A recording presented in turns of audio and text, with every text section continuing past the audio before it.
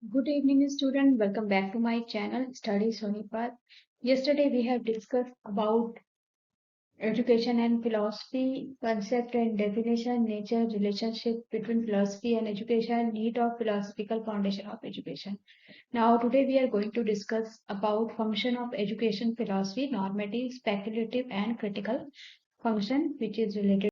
The mind is one gift to man which enable him to think about himself, the people around him, and the world in general. With it, he can speculate about things he is not sure of. He can imagine things that are possible and even those that are not possible. It is to be noted, however, that when we think about things or speculate on issues, it is done within the context of our social and cultural environment. The second function of philosophy is normative function of philosophy. In philosophy, normative theory aims to make moral judgment on events, focusing on preserving something they deem as morally good or preventing a change for the worse. The theory has its origins in Greece. Normative statements make claim about how institutions should or ought to be designed, how to value them, which things are good or bad, and which actions are right and wrong. Normative claims are usually constructed with positive, descriptive, explanatory, and constative claims when describing type of theories believed in proportions. Positive statements are factual empirical statement that attempt to describe reality. For example, children should eat vegetables and those who would sacrifice liberty for security deserve neither are normative claims. On the other hand, vegetables contain a relatively high proportion of vitamins and common consequence of sacrificing liberty and for security in loss of both are positive claims.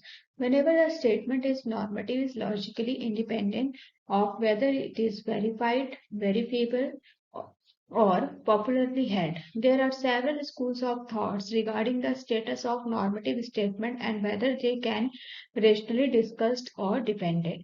Among these schools are traditional of practical reason extending from Aristotle through Kant to Habermas, which assert that they can and the tradition of emotivism, which maintains that they are merely expressions of emotions and have no cognitive content.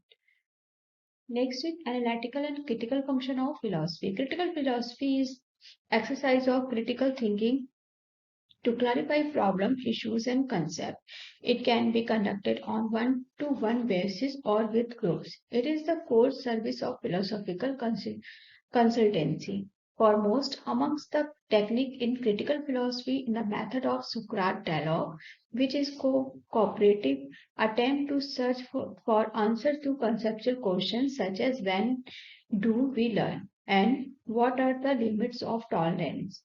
The process begins with systematic reflection upon one concrete example drawn from the experience of one of the participants. This method was developed by German philosopher Leonard Lenzel at the turn of the century. Socratic dialogue is increasingly used with managers and professionals in business and organization, especially in Germany and Netherlands, but it has also been applied to education, healthcare, and counseling. Critically, philosophy also includes the rigorous analysis and dialectical argument. A philosophical consultant may, for instance, be asked to analyze policy report for logical and semantic consistency to identify informal fallacies and to map out the cited or implicit premises entailed by conclusion. The service can help to make the report more cogent and persuasive to indicate what further evidence need to be critical counter argument for the purpose of debate. So here we discuss what is the function of philosophy. Now, thanks for watching. Bye bye. Have a nice day.